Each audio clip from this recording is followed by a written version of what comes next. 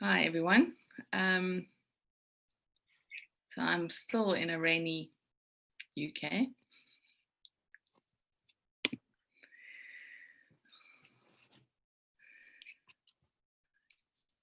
Apparently it's summer at home. Lucky them. You're obviously in a house with good heating, Kate, though. I'm wrapped up. Mine hasn't got such good heating. It's freezing. I think you need to turn that heating on. It's damn cold. I know. Yeah, but it's pretty warm where I am. I normally get quite warm when I'm doing the webinar as well, so I often have to kind of strip off before I start. Okay, so I hope you've all had a good week. We are now in a new month that has started off with an incredibly powerful full moon, which I'm sure you've all felt. It's certainly been an intense few days. And I think it's going to be an interesting month because there seem to be these bookends of these full moons. We had one on the 1st and we've got another one coming up on the 31st. So that's an unusual time for us. We don't normally experience the full moons 2 in a month. So it does mean that there's going to be an intense period between these two bookends. So I think we can expect that. And certainly the start of this month seems to have been quite intense energetically. There's a lot of shifting and changing that's happening. And a lot of it seems to be around us being urged to look towards the future. So I think we spoke about it last week, the swing from looking at the past to looking at the future. We're still in that swing. And it is a very necessary time for us to kind of look at the landscape of our lives and to be able to observe our life from where we stand right now, not from where we've stood in the past. So there's a new landscape that is kind of revealing itself. However, it can be challenging to see that because it's more of an intuitive feeling rather than what we're seeing with our eyes. And my sense is as well with the challenges that we're all having with our eyesight, that shift from being able to see the landscape with our physical eyes to seeing the landscape with our intuitive eyes is actually what is occurring. So the idea is that we're needing to be going inward to see the path ahead rather than looking outward to determine what that path looks like, which can be challenging, particularly as we've lived in a world for so long that is dictated to us. External events have dictated to us how our life will play out and how we should be doing things and who we should be and what we should be. We're now having to tap into the intuitive part of ourselves, tap into the soul aspect of ourselves that determines from now on how our life will unfold. And that will be in a different way. So I think my email I think it was on Friday, the kind of subject line kept coming up for me, which was finding hope in a dying world. And I think that really is key at the moment. We're needing to find that hope. We're needing to find that space within ourselves that carries the light. And that is internal. It is not external. We're not going to find that outside of ourselves. If we look at the chaos of what is erupting in the world at the moment, we can see that how are we going to be finding guidance or insight from a world that is collapsing? I mean, surely by now we're all learning that to look at our governments as a source of information or a source of wisdom or a source of guidance is pretty foolish. Certainly where I'm from in South Africa, we've known for a long time our government is pretty corrupt, and there's a lot of stuff that goes on that everyone knows about and nothing is done about it, which is incredible. So we've, South Africans, we've learned that we've had to carve our own way and to carve a life out for ourselves, despite what is happening and on an external level for all of us. And it's possible. I see it every day in the country that I live in, that it is possible to carve out a good life for yourself despite what is happening on a bigger scale or what is happening on a global scale. And I think that the intensity that we're feeling is being compounded by the collapse of the structures and the systems and this idea that there is someone or something that is going to tell us what to do and how to do things. We're now having to really tap into ourselves and to tap into that inner wisdom that is going to show us the way forward. And it does mean at the same time, we're going through this massive purge, and the purge is happening on an emotional level for most of us. Needing to let go of old emotions, toxic emotions that keep us stuck in patterns and programmings. It's time to let go of that. And part of what we're needing to do now is to create some structure in our lives with regards to how do we tap in. We know on a physical level that we need to eat correctly. We know that we need enough sleep. We know that we need exercise. We know those healthy things that we need to do to keep our physical vehicle going. But what are the things that we need to do to keep our soul vehicle going? So it is about finding those practices that enable you to tap into the intuitive wisdom of your soul. So what are those? Unfortunately, we can't just pick up a phone and phone the soul and say, I'd be saying, what am I doing? Why did you choose this life? And can we find an easier way, please? We can't really do that. So we need to be able to find ways to connect with our soul and to work out, how does that communication happen? What is that communication? What is the language that the soul uses for us? We know that the soul communicates symbolically a lot of the way, in a lot of ways. And we need to start to define what those symbols mean for us. For example, one of the ways that I know my soul tries to get my attention is through birds, particularly crows. So if I see crows, if I hear crows, I know that there's something calling me. I need to tap in, I need to listen, I need to make that connection with myself. I always become very aware, or my senses become quite heightened when I hear that the crow calling, or I see the crow flying around me. And if I see a lot of them, I generally think, oh shit, now what?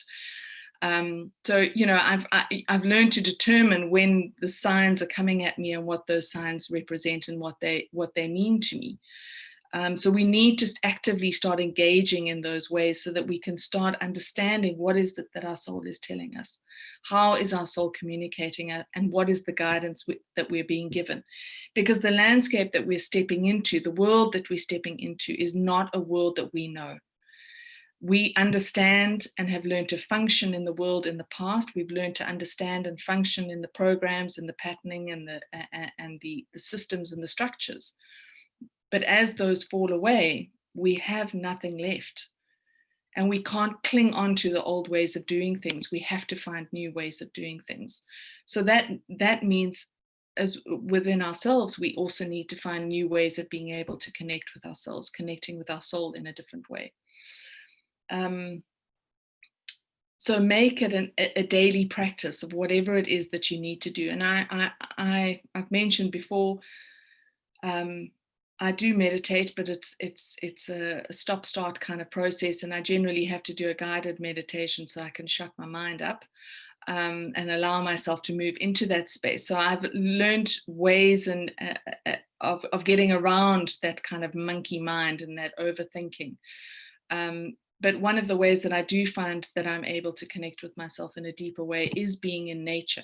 So going for a walk in the forest, sitting on the beach, those kind of things just allow me to exhale and to find a space where I can be peaceful. And it is in that peaceful state that I can then hear the insights and the information that is coming. And sometimes, it doesn't make sense. There's often phrases that I will get, or a flash of an image.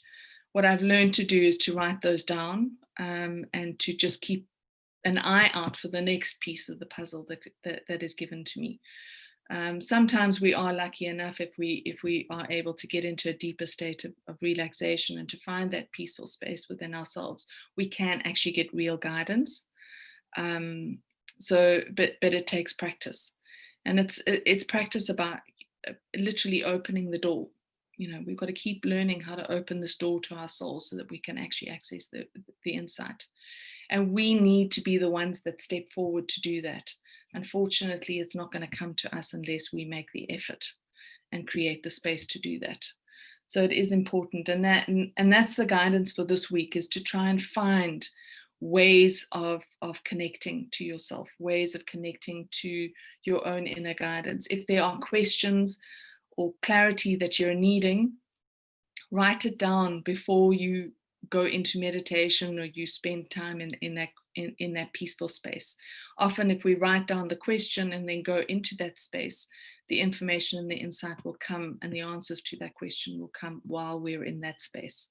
So make it a practice that you do that at least once a day, whether it's at the end of the day, the beginning of the day, or whenever you can find 5 minutes.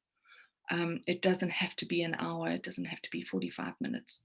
I know for myself, I kind of do block time to do this kind of stuff. And invariably, when I manage to get into that peaceful space, I kind of think, just would like to stay here for hours. But it's not necessarily possible in our busy lives. On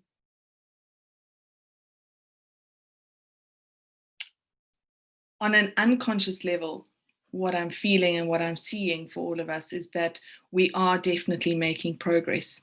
So even though it may feel like you are being bombarded with further challenges or more difficulties, the fact is, on an unconscious level, we are making progress. If you are seeing the challenges coming up in your life, if you're being faced with one obstacle after another, you actually need to start to look at what are those obstacles and what is your attachment to them. We need to let go of the attachments that we have to the old way of being and the old way of doing. When we can release those attachments, we open ourselves to new opportunities. And those attachments can also be ideas about how we think we should be, how we think our lives should be, how we think we should operate in the world.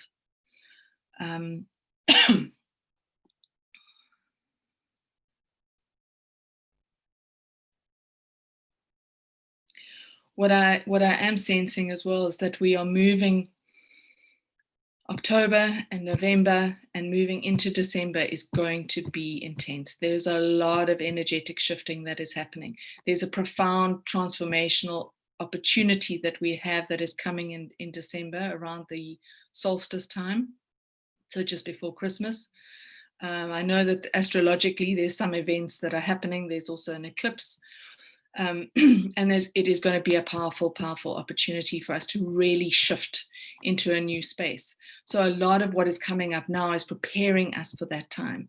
So rather than thinking, I'm just being faced with more challenges, with more difficulties, see these as opportunities to clear something, to release something, to heal something, to let go of something that you're holding on to, an attachment of some kind.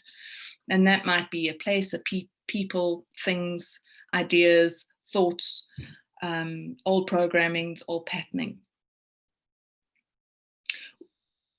My sense as well is that in the next few months, we are coming to the end of a quite a significant karmic cycle. So we can expect a lot of karmic stuff coming up. It's part of what we need to be doing so that we can free ourselves to be open to the opportunities that will come. So also observe that a lot of the things may not necessarily be personal, they may just be karmic. And when I talk about karmic things, I'm not necessarily even meaning your own personal karma. We have a collective karma as humanity that we're all working through. We also have our ancestral karma that we're working through. So, try not to get too personally attached to things. As they arise, see this as an opportunity for healing and for release. Because as you heal and release yourself from these karmic cycles, so you are able to free up your own energy and to free yourself from stuff that is old and belongs in the past.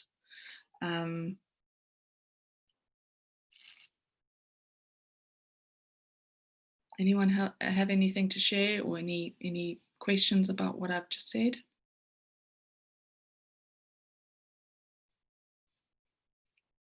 Thanks, Pam.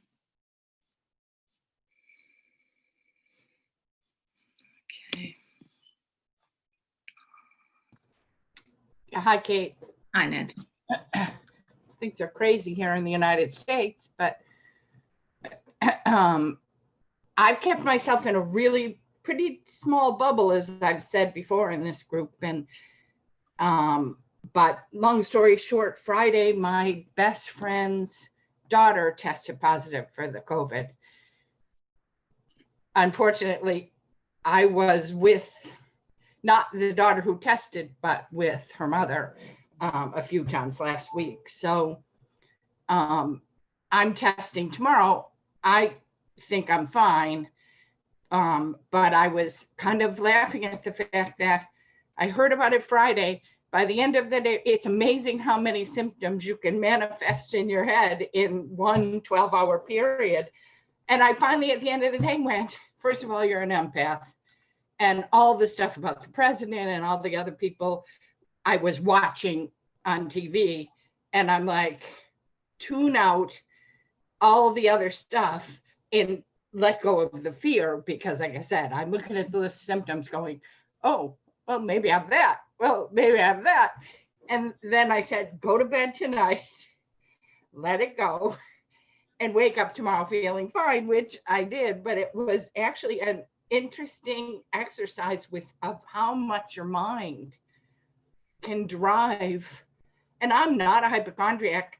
I don't even get colds as a rule, but like I said, by the end of that 12-hour period from early in the morning when I heard about it till it was like, oh my God, I think I had half of them, So anyway, think good thoughts. My test is tomorrow at 10 here. The college is testing because we're a nursing college. So it'll be a fairly easy process, but scary just the same, So anyway, if everyone would send good thoughts for my friend's daughter, of course, but for the rest of us who were exposed as a result. Well, Nancy, I think my eldest daughter thinks she's had COVID 5 times. Every day she phones and says, I think I've got it, Mom. The one thing I have noticed about the people that have got it is that there is some significant changes in their own lives that they need to be making, and they're not making them. So I really do believe, and it's quite a homeopathic way of viewing illness. It is an opportunity for change and transformation. So we've also got to look at that. The one thing I keep kind of saying to myself is I vibrate higher than this virus. Keep our energy high, focus on an energetic level. We don't need to be afraid. Yeah, and Fiona's just mentioned she's been feeling very spaced out this week. Oh, yes. I think part of that spaciness is about disconnecting from the external and going inside. Because, something is calling you inside. Something is drawing you. So the external world it becomes a bit like being in a bubble. And it's about tapping into that and, what internally is trying to get your attention versus what's happening externally. So maybe just sit quietly and say, well, what is it that I'm needing to become aware of that is happening inside of me? And once you have that information, you'll find that the spaciness should ease a little bit. Although I think that we're all feeling pretty spacey. I feel like I'm living in a totally different reality.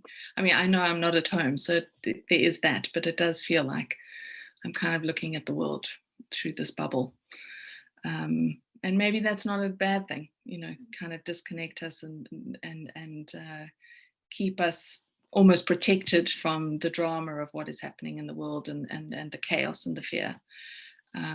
I kind of like my bubble. There is that funny meme that goes around, and there's something about, I live in my own world and I like it here.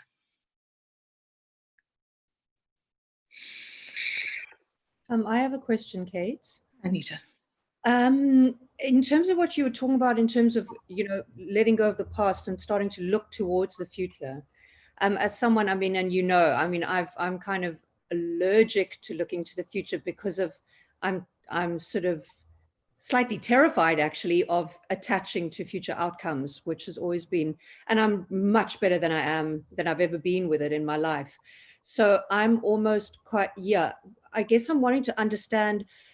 So you're talking more about the way I'm going to be in the future, the way I'm going to operate. In other words, it doesn't have much to do with imagining a timeline, right? So it's got nothing to do with that. Am I right? So when I mean turning to the future, it's about being able to open ourselves to the opportunities that then are presented to us.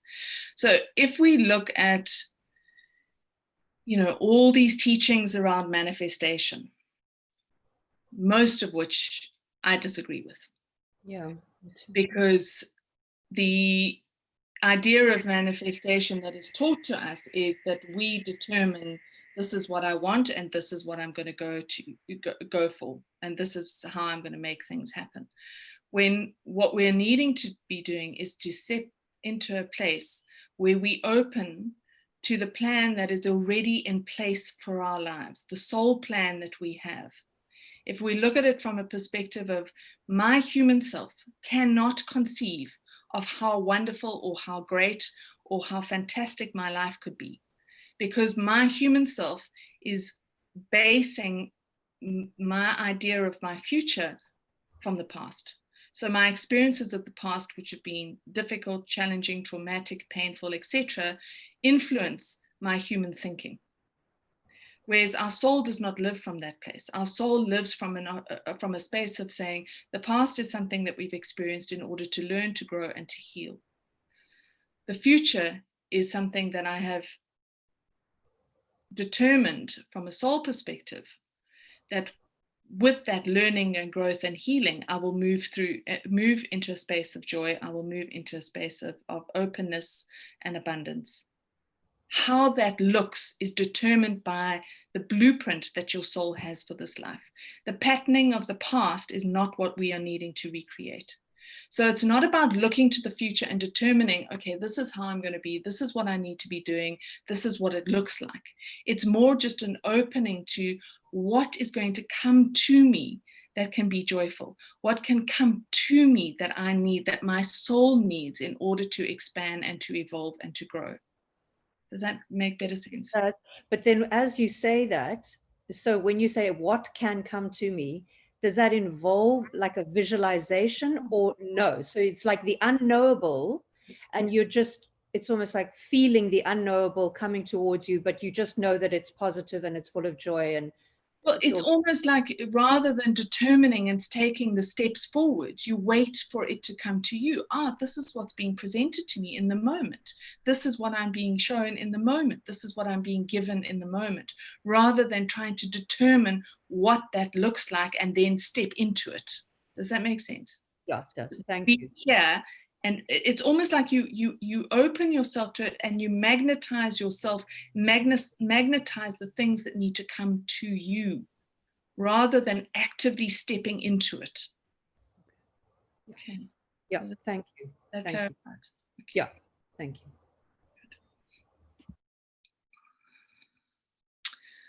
Jennifer, I've been thinking about quantum physics this week, the idea of entanglement. Entanglement, unobserved relationships and unforeseen outcomes. We need to be open to the entanglements we can't see.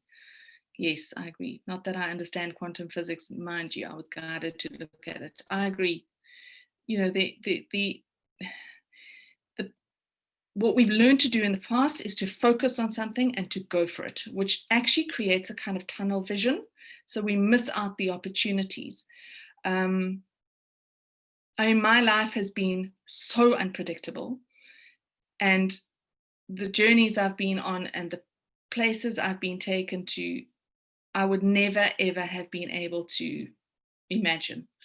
So I have learned actually every day to wake up and just say, let's see what today holds, rather than determining every day what my day should be. And it is a mind shift because we have not been taught to be like that. Experience has taught me to be like that, because every time I plan something, the universe will put a spanner in the works. Every single time. So I've given up. I'm like, okay, just tell me what to do and where to go and how to do it. So you kind of wing it every day. It's quite exciting. Susan, when I'm trying to find my way forward, I've started to speak to my higher self, and there is definitely a connection. But is that the same as speaking to your soul? I keep asking for my life purpose to be made aware to me. Yes, so for me, the higher self aspect of it is the same as our soul. I don't see any difference. I prefer to think of my soul because my soul exists within me. When I say something like my higher self, I imagine it as something outside of me, something up there. And I don't want to make the connection outside. I want to make the connection inside. So in this space here. And then with regards to your life purpose, one of the things that has been made very obvious to me is that we live our life purpose every single day. The idea is to become conscious of what that purpose is so that we can align ourselves and on a day-to-day, moment-to-moment level with that purpose. So maybe change the question as to what do I need to become conscious of today with regards to my life purpose? Or what parts of my life do I need to align so that I am aligned consciously with my life purpose? Fiona, this week I asked for things to be shown to me, and out of the blue, contacts from 15 years ago have been in touch. Don't know what it will bring, but just feel it will have purpose. Exactly, that's it. It's about opening and letting it all come to you. You don't have to work so hard, guys. So Nancy was talking about the chaos that we have in the U.S. Actually, I'm really excited about it because I think you have to have chaos to have change. Things have to break apart. And it feels to me like since COVID started, it threw us into ourselves. And it was like a struggle between me and me. Yeah. And now it's like that has moved into the collective, and I see hope that we're building a better world, because the structures that hold the U.S. together are like going goodbye, and to me that's like exciting because it's going to be better on the other side. We always hate it when we're in the middle of some monstrosity, but it's always better on the other side. And it's like, I don't know what's coming, but it's got to be better. I find it just like, okay, how fast can we make this happen? Everything else this year has happened faster than I would ever have imagined. So I'm jazzed. I really agree with you, Pat.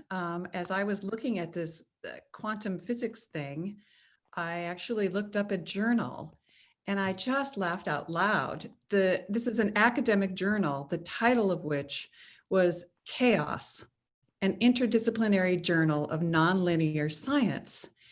You're just reminding us that there is an order to chaos. We just can't see it. And I just laughed because I thought, okay, my family probably describes my life as chaos, the interdisciplinary life of a nonlinear woman. And I thought, yes, I can own that. Yeah, it's like quantum physics is the chaos theory. But the other thing that's so cool about quantum physics is the concept that it doesn't take years for things to change. They can change in a moment. And boy, 2020's taught us that, hasn't it? Things we never thought were possible are happening like overnight. I mean, if the feeling that we've had for years that everything's speeding up, it's like speeding up. My goodness. I just find I struggle, and then I find it, no, wait, stop. That's the old me. Just embrace. and it's just exciting when I do. It's almost like there's a miracle in every day, in every moment. It's just cool. I agree with you. I agree with both of you. I think it is very exciting what is happening, and I have to say that, you know, ever since Donald Trump was elected, I have been rubbing my hands in glee as I have watched the chaos that he has created erupt. And I think it's, you know, I think what he is doing is showing us in so many ways what does no longer work. And how it no longer, these systems that are in place, they don't work anymore. These governments that are in place, they don't work anymore. We've evolved beyond these structures. We've evolved beyond these systems, and new systems need to be brought in. So, you know, everyone has their place in the world, and everyone has their purpose. And I think that must be one of his. But I agree with you. When he first got elected, I was like, oh no. And then it was like, oh, I think we did this on purpose to show us the worst of humanity. What would we, so that we can be, I mean, he throws us into chaos all the time, so we have to choose, but it's almost like he does show us the worst of a human, and I don't mean that nasty toward him, but I think we elected him on purpose to force us to choose. Yeah, I agree. Although I admit I did not vote for him.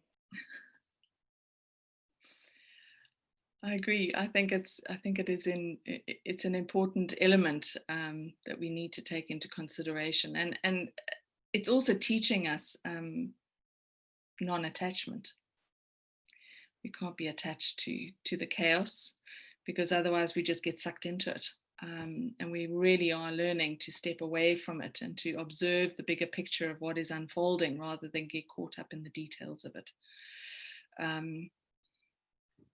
And this idea that we're being urged to step into what is our sovereignty. And what does that mean? It means operating as your own authority, rather than your life being determined by an external force. And I think for too long, our world has been determined by external forces. And now we're stepping into the space where actually we are deciding for ourselves what our personal world will look like. And I mean, I know I refer to South Africa quite a lot, but we're a country that has been through incredible transformation and change, and it is definitely not in any way perfect. And we've been through this massive change. We've had a new government in power for the last 25 years. And yet there are still challenges and there are still struggles, and nothing really has changed. And yet people are as a result of that, people are recognizing that actually there is no external power that is going to make our lives different or better. It's up to us.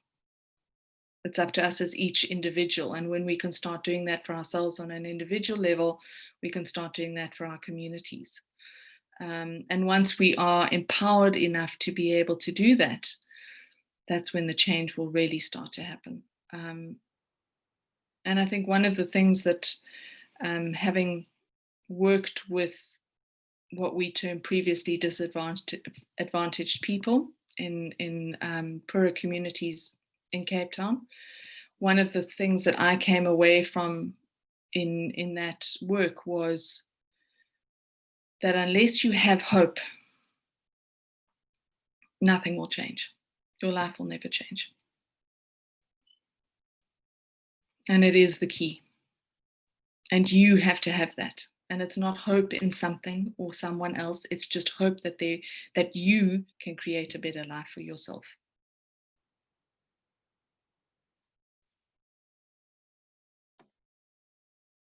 Kate, I've also been finding a lot of people don't want to trust their inner selves. That part that says, I am sovereign. They're still wanting someone else to say to them, okay, when I'm sovereign, what will I do? They're not trusting what's coming through to them. So yeah, that's because I think all our lives we've listened to the government, the teacher, the parent, and it's very new to us, and we've got to learn to trust that we are sovereign beings. So trust and hope. But I think if we can have hope, then we can find a way to trust. And look, I mean, you know, I understand the not trusting that inner voice, because I kind of look at some parts of my life and I think, did I really plan that? You know, can I trust that you're not going to throw me to the wolves again? But then there's the part of me that thinks, okay, well, you know, you needed to be thrown to the wolves to show that you could get out of there and that you can survive anything and that you can adapt and you can change and you can grow and you can heal and you can evolve and you can let go of things that no longer serve you. So, you know, there's even purpose in being thrown to the wolves. And I think that that's also what we need to look at, is there's purpose in everything. Yeah, Fiona, definitely there's too many voices when making decisions, challenging it. Only now really giving into trust, but now feel rather comforting. You know, the thing is that we always know what we should be doing. We do know, despite that voice in our head that says, can I trust it? Am I doing the right thing? Is this the right thing? We do know. And when we act on that knowing, that's when suddenly life starts to unfold in a different way, and the changes just automatically happen. And I always think, well, if you can make that first step, the next step will appear, and then the next step will appear, and the next one. You're not going to find the stepping stones all laid out in a neat row in front of you. You can say, okay, I'm heading in that direction. You've got to just look at this step. I'm here. Where's the next one? And sometimes we've got to wait. Sometimes we have to stand on that step and wait for the next one to appear. But unfortunately, it's, you know, and I mean, maybe that's all the Disney movies have shown us, you know, this. We don't live in a fairy tale. Damn. All right. So anyone else have anything they'd like to share, or should we just get to our meditation?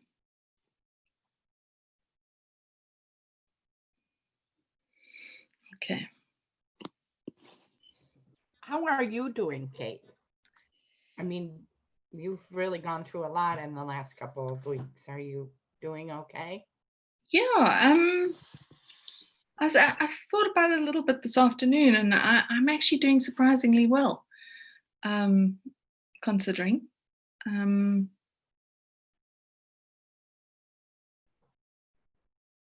Yeah, I think, yeah, there's a lot to do here, and there's a lot to focus on, so it is distracting. And my dad is with me, and we are staying in the house with my brother's girlfriend, which is pretty challenging. She found him, so there's a lot of trauma that's going on there, and it's difficult. It's not easy to be in that space with her there, but you know, Nancy, I've been through a lot in my life, and one of the things that my dad said to me the other day is, he said, I'm doing my best to be strong, and he said, but I know that you are strong. Oh. And it feels a bit like that. It really does feel a bit like that. And you know, I think for anyone, any of you, that, you know, you will know losing someone is a process of grieving, and you know, I'm definitely going through that process. I can feel that roller coaster.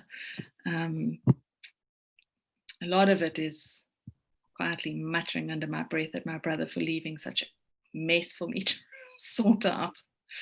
And kind of, you know, in my mind, I can see him swanning off, having a lovely time in the afterlife, and I'm left here mucking around on earth. But yeah, but actually, I'm okay. Thanks for asking. I don't know when I'm going home. Someone did ask me. I haven't got a return ticket yet. The funeral is next week, Friday. So yeah, I think that'll be a bit of a watershed moment for me. So important ritual that needs to happen.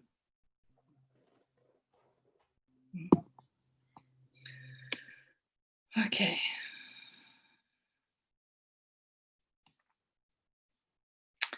So let's maybe move into a nice peaceful space where we can perhaps hear the voice of our soul and listen to something. Get myself comfy. Okay. So when you're ready, just finding a space, comfortable space.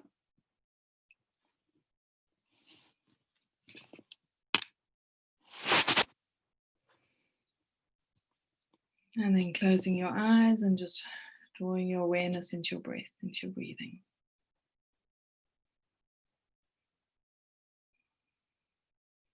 And just allow yourself to become aware of that rhythm of the in-breath and the out-breath.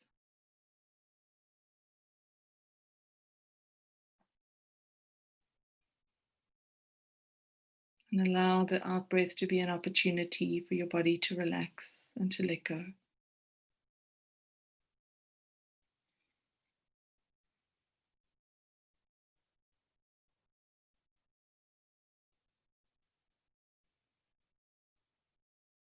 And just allow yourself this moment to settle, your mind to quieten, and your body to still.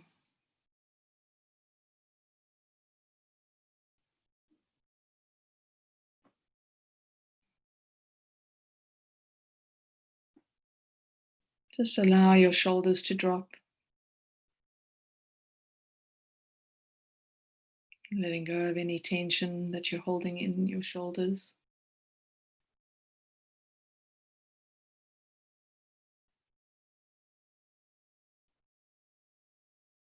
Relaxing your jaw and letting go of any tension you're holding in your jaw.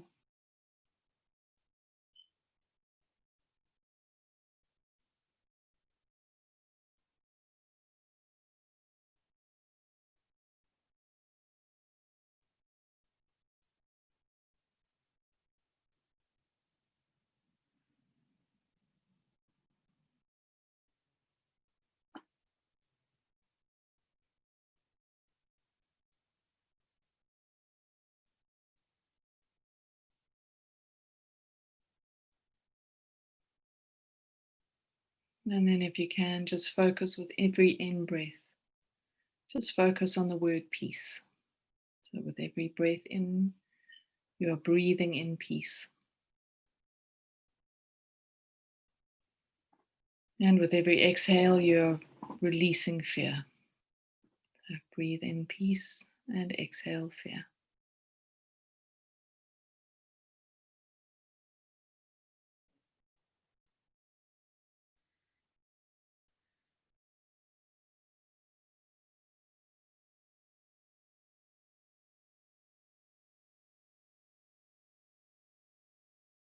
And the fear may not even be your own. It may be a collective fear that you're feeling. Just let it go. And focus on breathing yourself into a space of peace.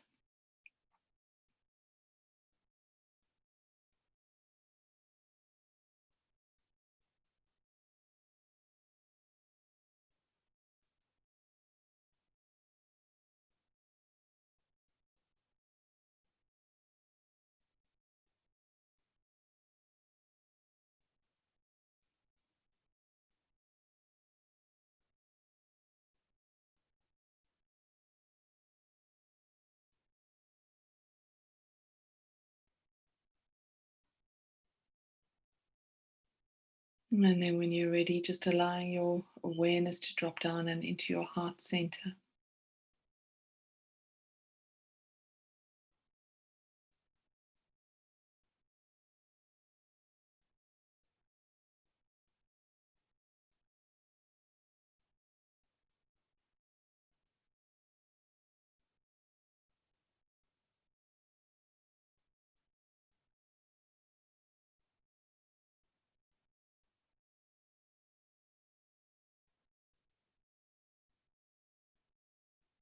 And as you focus your awareness on your heart center, feel the energy of that space, the energy of your heart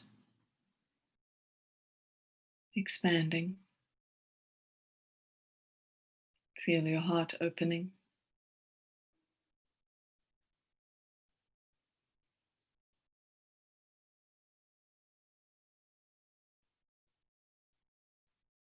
And perhaps sense or feel or see the light that emanates from that space.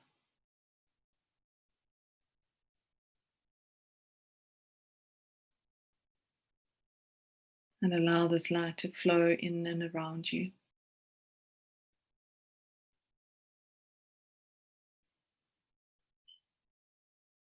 Creating a bubble of stillness and a bubble of peace around you.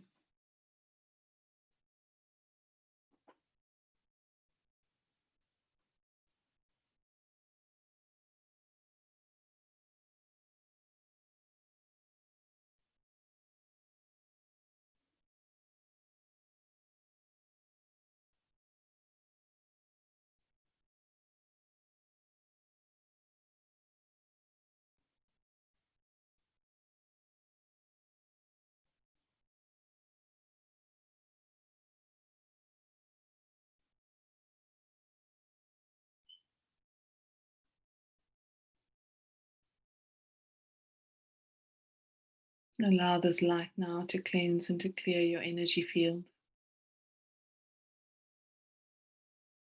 dissolving and transmuting any negative energies, negative thoughts, feelings, emotions, experiences.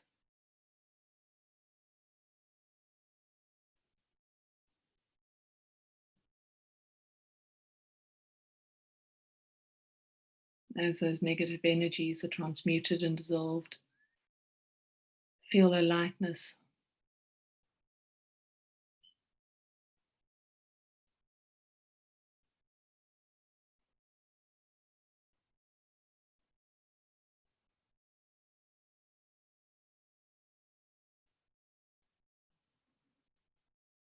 You may begin to feel areas in your body that tingle as the energy is dissolved, transmuted.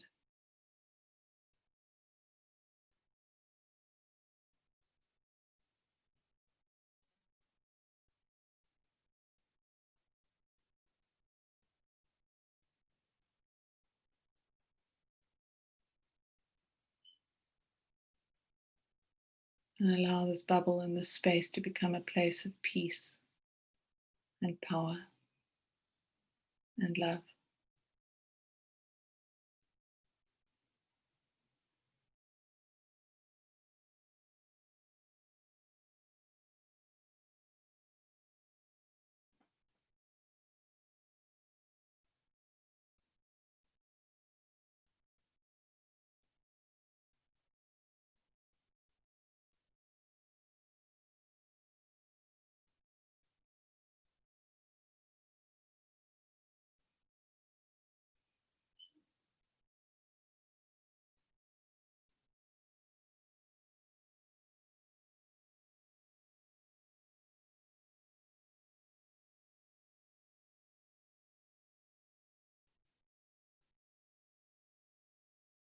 And there's a question or some clarity that is needed.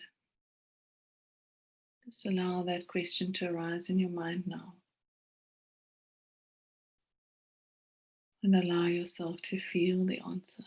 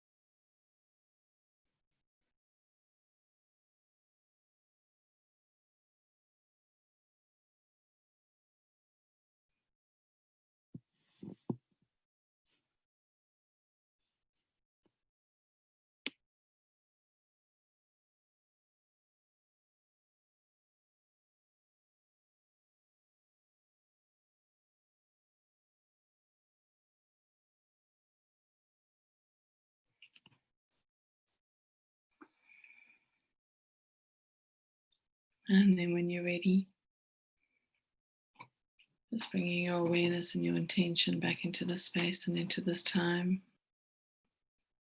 Keeping that bubble of light and power around you. Keeping the flow of light and energy from your heart moving in and around you.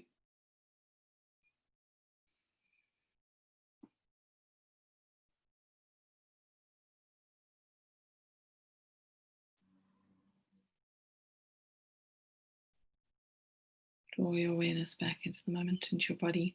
Take a few deep breaths, move your fingers and your toes. And open your eyes when you're ready.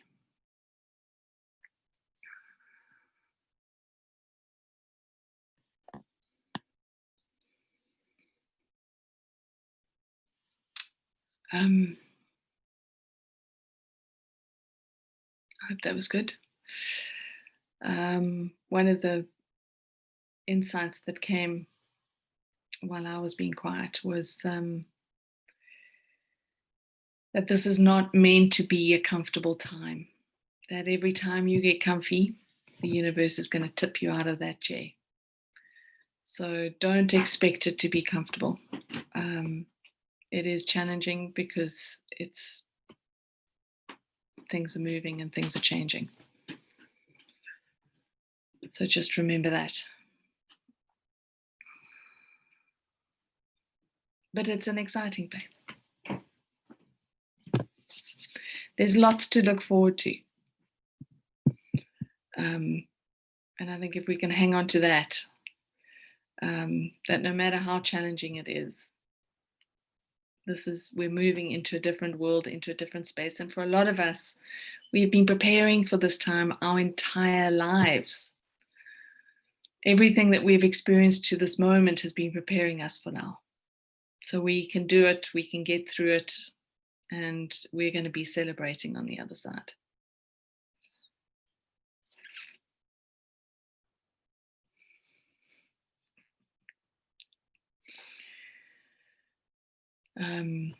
So remember, don't forget to find your ways to practice that connecting to yourself, connecting to your soul. Find ways that are easy. Thank you, everyone. It's been lovely to see all your faces again. Nancy, I'm thinking that it looked a lot more fun when we were making that soul plan. Definitely. Did not read the fine print. That is always my mistake. I still do it. Kate, thanks very much. It's been great seeing you, and you take care on the other end there. Thanks, Megan. Thanks, everyone. I look forward to seeing you all next week. Keep in touch.